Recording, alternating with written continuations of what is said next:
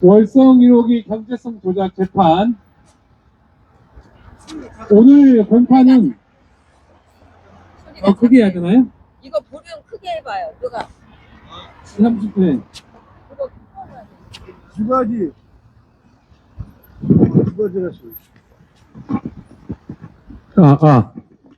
잘 들리시나요? 지금 잘 들리시나요? 예, 예. 그러니까 오늘 2021년 6월에 기소되어서 오늘 제64회차 재판이 진행되고 있는 월성 1호기 경제성 조작 사건 재판에 기자회견을 합니다. 그 기자회견마저도 올해 지금 24회차 기자회견입니다.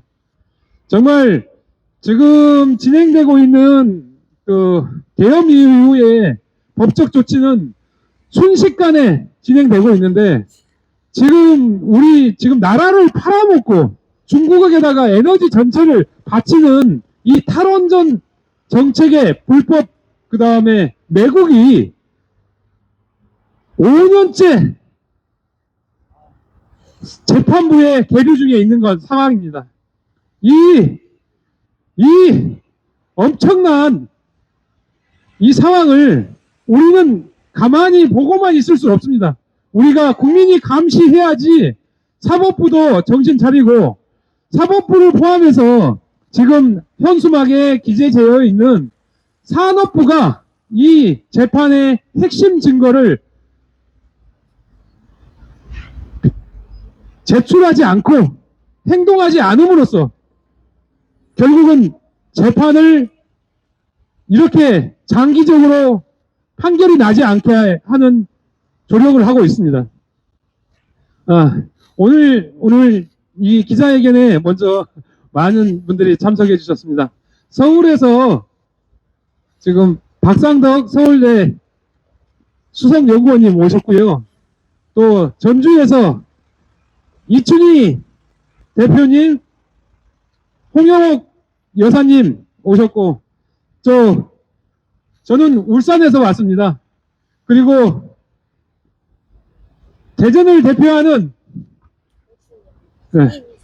강충영 상임이사님, 안미라 본부장님, 이진호 회장님을 비롯해서 전국 대전 애국 시민들이 함께하고 계시고, 또 대전의 원자력이 메카이지 않습니까?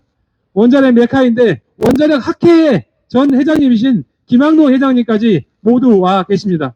그리고 충남 공주 유구의 시인 김길태 시인님까지 오늘 많이 동참해 주셨습니다. 오늘 제가 느끼는 마음은 이겁니다. 5살이 되는 1심 재판이 어디 있습니까? 그리고 그 5살이 되는 재판이 진행되는 동안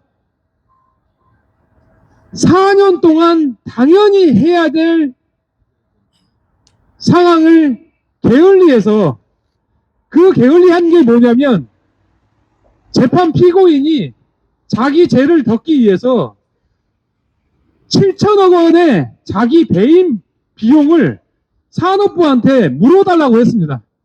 그게 비용 보전 신청서인데 그 신청서를 4년째 산업부가 들고 있습니다. 그 비용 보전 신청서는 처리 기한이 6개월입니다. 2024년 10월 국감 때 산업부 장관이 나경원 국회의원을 비롯해서 국회의원들이 그 문제를 지적하자 잘못했습니다, 바로 잡겠습니다 라고 했지만 아직까지도 그걸 들고 있는 겁니다. 대한민국의 도대체 가장 큰 권력은 중국인지 헷갈립니다.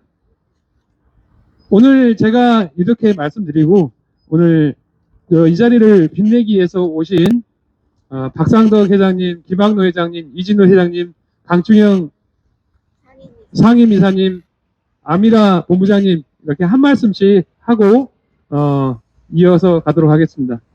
먼저 서울에서 운전해 오신 우리 서울대학교 수석연구원이신 박상덕 수석님 한 말씀 듣겠습니다. 예, 추운 날씨에 애국 시민 여러분 반갑습니다. 저는 최근에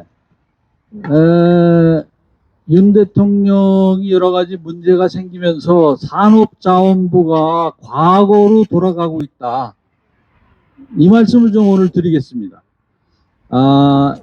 전문가들이 2038년까지 우리나라 에너지 계획을 만들었습니다. 그것이 11차 전력 기본 계획인데 거기에 2038년까지 원자력을 뭐 크게 보면 4기를 건설하도록 이렇게 준비를 해놨는데 이재명이가 뭐라고 그러니까 산업부가 알아서 원자력을 4기에서 3기로 줄이겠다 이렇게 준비를 해서 이재명 앞에 바쳤는데 아직 이재명은 콧방귀도 뀌지 않고 있습니다. 여러분 아시다시피 월성 1호기가 폐쇄되면서 우리나라에 끼친 해악이 경제적 손실이 1조가 넘어가는데 그런 손실을 보충하려면 새로운 원전을 지어야 합니다. 그래서 전문가들이 고민해서 4개의 원자로를 건설하겠다라고 이렇게 초안을 만들어 놨는데 산자부도 동의했죠. 처음에는.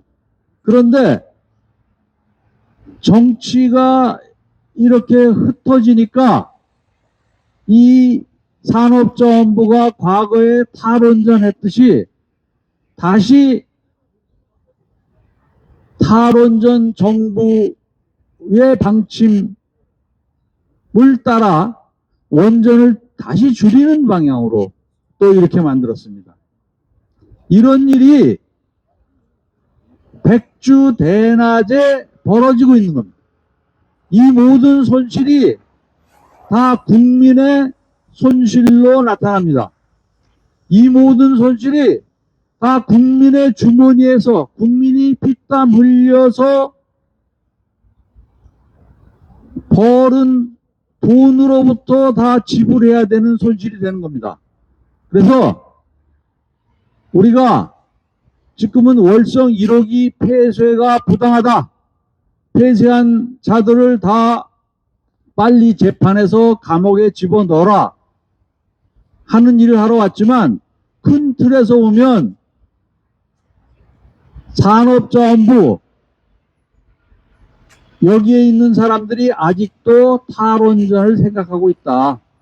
그래서 우리 오늘 모인 의미가 그런 것도 포함해서 크게 우리 민족의 앞날 에너지 산업의 발전을 위해서 모였다 하는데 의의가 있다고 저는 생각을 하면서 오늘 말씀을 마치도록 하겠습니다. 감사합니다. 바로 한 말씀 하시죠. 예. 이렇게 많이 참석해 감사합니다. 지금 탈원전 관련해서 경제성 조작을 해서 우리나라의 전력 사정을 악화시키고 북한과 대등한 그런 상황을 만들어서 적화 통일을 하려고 하는 숨은 저희가 있었다고 생각합니다. 문재인이 한수원 산업부 장관을 시켜서 원전을 폐쇄하고 원전이 가장 경력성이 있다는 것은 본인도 다 알 겁니다. 화력이라든가 기타 다른 에너지는 매우 비용이 비쌉니다. 비용이 비싸진다는 것은 국제 경쟁력이 떨어지고 산업 생산력이 떨어지고 우리 비용이 크게 부담이 되고 그것은 그 차원은 결국 우리나라를 못 살게 만들어 가지고 북한과 똑같이 만들려고 하는 그 저희가 속에 숨어 있었다고 생각합니다. 반드시 이 재판이 공정하게 돼야 되는데 너무 시간을 끌고 있고 이것은 반드시 국민적으로 처벌을 받아야 마땅하고 생각합니다. 재판부는 제대로 수사하고 재판하라! 재판하라! 감사합니다. 자, 이어서 우리 아니 여기 가까이 계시니까 안미라 본부장님 먼저 말씀해 주세요. 네, 안녕하십니까. 대전국민주권 자유시민연대 총괄본부장 안미라입니다. 네, 우리가 법원 앞에 정문에서 들어가다 보면 왼쪽에 전국 공무원 노동조합에서 붙인 현수막이 있습니다. 그 현수막의 내용은 윤석열 퇴진하라입니다. 자, 법원은 아까 여기 외곽을 지키시는 분들이 이렇게 어깨에 붙여놓은 게 있더라고요. 자유, 평등, 정의라고 붙이고 업무를 보시더라고요. 그런데 법원 앞에 정문에 경내에 윤석열 퇴진하라는 전공로에 그러한 현수막이 있는 것이 정의입니까? 아닙니다. 평등입니까? 아닙니다. 자유입니까? 아닙니다. 여기는 공산국가입니까? 어떻게 법원 경내에 정치적 편향을 띤 빨갱이 구호 윤석열 퇴진하라가 있을 수 있습니까? 안 됩니다. 안 됩니다. 그러면 법원이라는 자체가 국가기관이 빨갱이 기관이라는 말입니까? 법원은 정신 차려라. 우리 일반 국민들은 경내에 붙어있는 윤석열 퇴진하라는 빨갱이 구호를 보고 법원이 빨갱이 집단이라고 인식이 됩니다. 맞습니다. 맞습니다. 이북으로 다 보내요. 어떻게 얼굴이 그렇게 두껍습니까? 국민이 무섭지도 않습니까? 법원은 빨갱이. 국민이 전부 다 빨갱이 같습니까? 법원 다니는 직원들은 빨갱이. 어떻게 빨갱이 구호가 법원 경내에 있습니까? 여러분들은 빨갱이입니다. 부끄럽지 않습니까? 당장 뛰어! 당장 뛰어. 빨갱이들. 대통령이 지금 구속되어 있습니다. 처음에 빨갱이 되고 싶어. 이 문재인의 탈원전 정책이 이제 윤석열 대통령이 되셨으니까 방향 전환을 할 거라고 기대했습니다. 그런데 5년이 지금 지나가고 있습니다. 5년째입니다. 탈원전 정책에서 하나도 변한 게 없더라고요. 이 재판이 5년 차에 진행이 되고 있는데 그 문재인이가 저질러 놓은 그 탈원전 정책이 바뀌지 않더라고요. 저는 윤석열 대통령을 원망했습니다.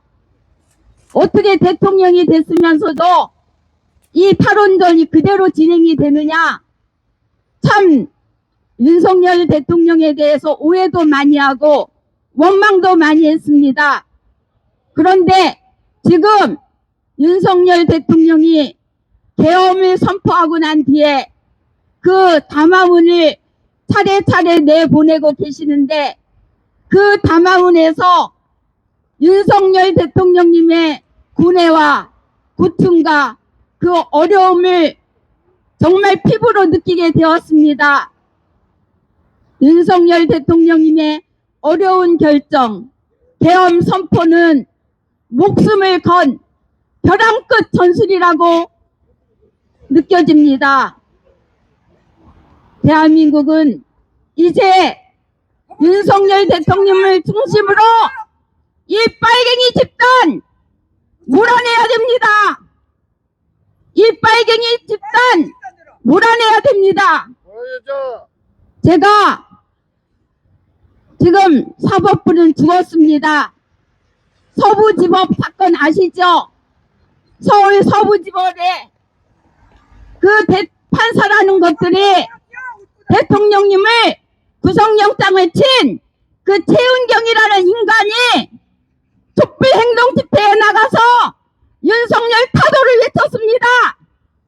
그런 것이 15자 증거인멸 우려라는 그 짤막한 문구로 50%가 가까이 되는 대한민국 국민이 선출한 윤석열 대통령을 그 빨갱이 한 마리가 구속영장을 쳤습니다.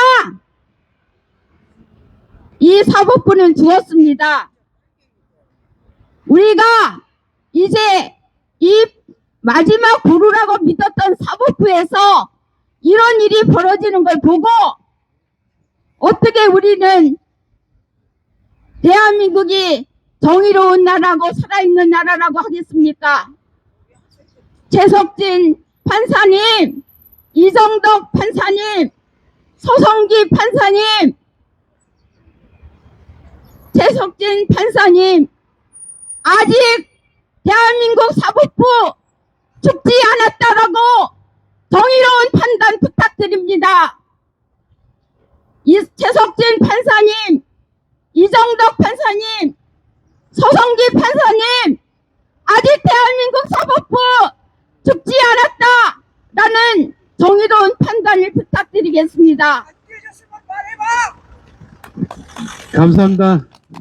우리 아무라 본부장님 정말 맺힌 말씀 잘 들었습니다. 다음은 우리 원자력 학회 회장님이셨던 김학노 회장님의 말씀 한번 듣겠습니다. 반갑습니다. 김학노입니다.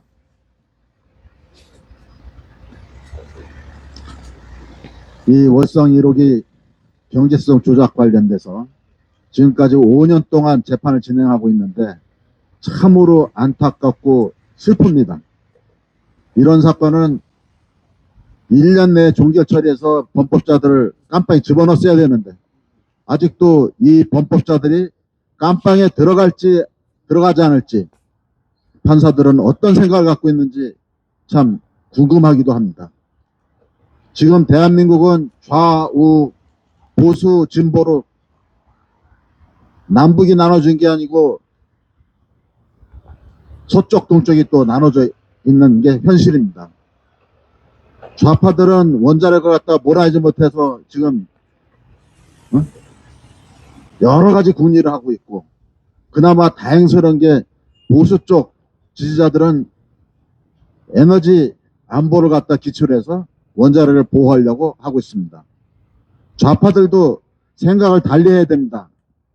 우리 옆 동네에 있는 중국은 좌파 중에 좌파임에도 불구하고 앞으로 이번 2020년대가 지나면은 세계 제1의 원자력 강국으로 도약하고자 여러 원전을 갖다 지금 건설하고 있습니다.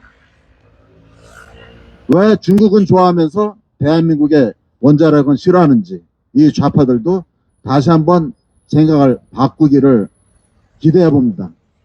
우리 국민 모두 다 값싼 전기를 쓰고 더욱더 윤택한 경제활동을 해서 원자력은 좌우를 불문하고 반드시 필요하다고 봅니다.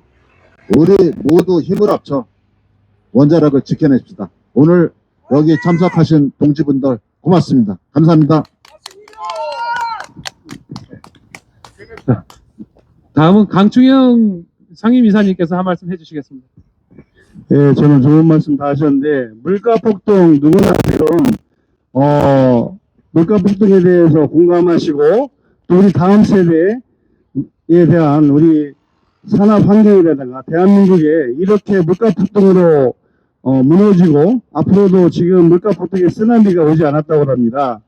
물가 폭등이 일어난 이유가 뭐냐고, 챗GPT 4.0한테 물어봤습니다. 그랬더니, 챗GPT 인공지능이 하는 말이 통화량 증가, 인플레이션과 하이 인플레이션을 발생시키는데 공급과 수요에 따라서 수요가 많아지기 때문에 필연적으로 오는 것이 통화량 증가입니다.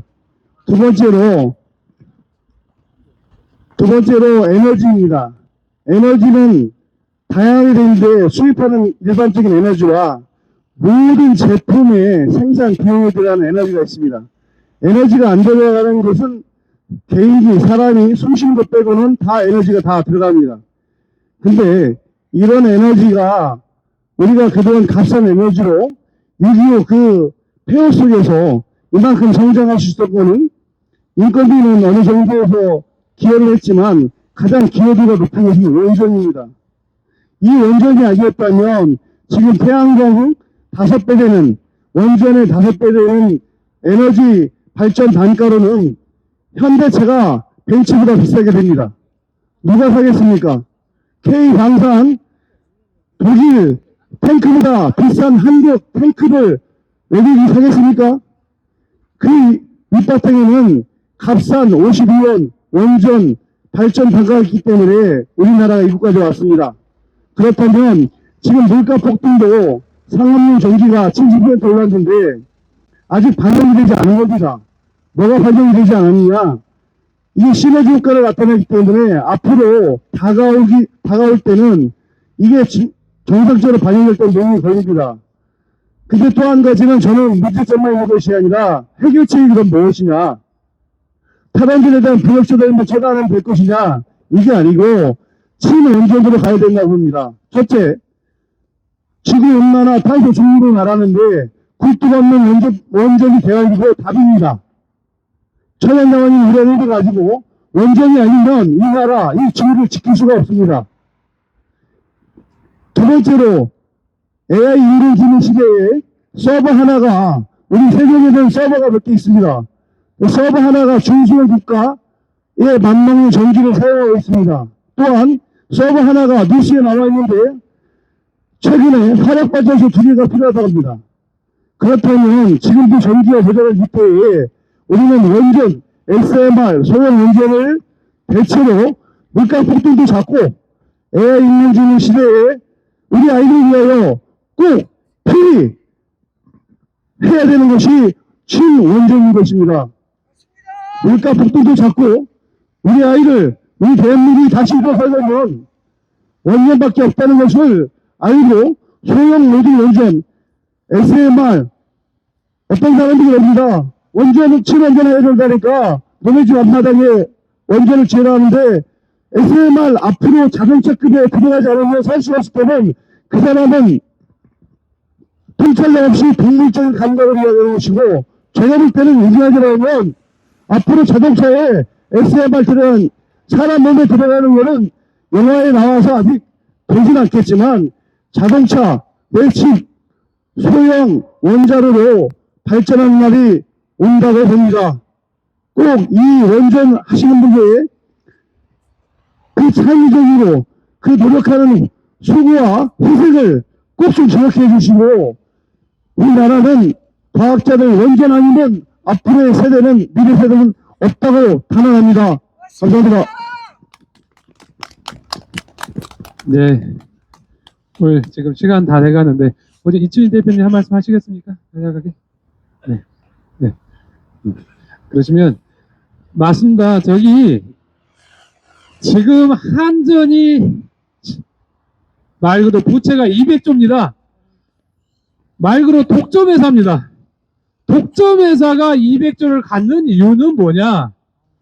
전기요금을 그냥 올리면 적자가 없습니다. 근데 그렇게 하는 이유가 뭐냐면 전기요금을 올리면 우리 물가부터 시작해서 공장에 들어가는 모든 원자 가격이 인상하게 됩니다. 그러면 우리 공장에서 만들어낸 물건들을 못 팔아먹습니다. 못 팔아먹으면 공장이 문 닫습니다. 공장이 문 닫으면 우리 아이들이 일할 데가 없습니다. 그냥 우리가 망합니다. 근데 지금 원자력을 3개 플러스 하나 해가지고 짓겠다가 이렇게 해서 제 11차 정기본을 발표했는데 민주당이 이렇게 얘기합니다. 그거 줄여라. 근데 여기에 신재생은 3 플러스 1이 아니라 3배를 증가한다고 한 것입니다. 3배를 증가하게 되면 어떻게 되냐? 우리가 독일 꼴이 됩니다. 독일이 우리보다 전기요금이 5배입니다. 지금 독일이 망한다고 계속 아우성입니다. 왜? 물가가 올라가고 공장에서 만든 물건값이 올라가고 독일 물건이 안 팔리고 있습니다. 그래서 독일이 망한다고 계속 저성장으로 가고 있습니다. 자, 우리가 하겠다고 늘리겠다고는 신재생, 거기에 풍력에 100조가량을 투입하겠다고 합니다. 그 원자재가 대부분 중국산입니다. 중국은 원전을 늘리면서 우리한테 신재생을 늘립니다. 결국 우리가 이제까지 성장해왔던 그 발목을 잡고 우리 아이들이 일할 터전인 공장이 대한민국을 떠나게 되는 상황을 만들어갑니다.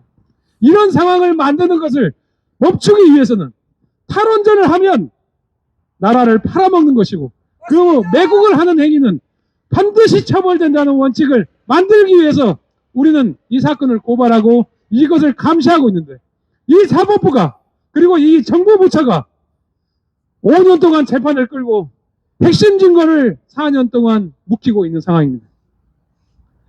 정말 안타까운 상황입니다. 국민이 눈을 떠야 됩니다. 국민이 눈을 떠서 세금으로 월급 받고 있는 사람들이 잘하고 있는지 우리가 감시를 해야 됩니다. 국민이 눈을 떠야 돼. 기자회견이라 목소리를 함성을 내칠 수 없어서 저 혼자 목소리를 냈습니다. 오늘 제24차 기자회견 64회차 재판을 기념해서 한 감시하기 위한 기자회견은 오늘 여기로 마치시고요. 우리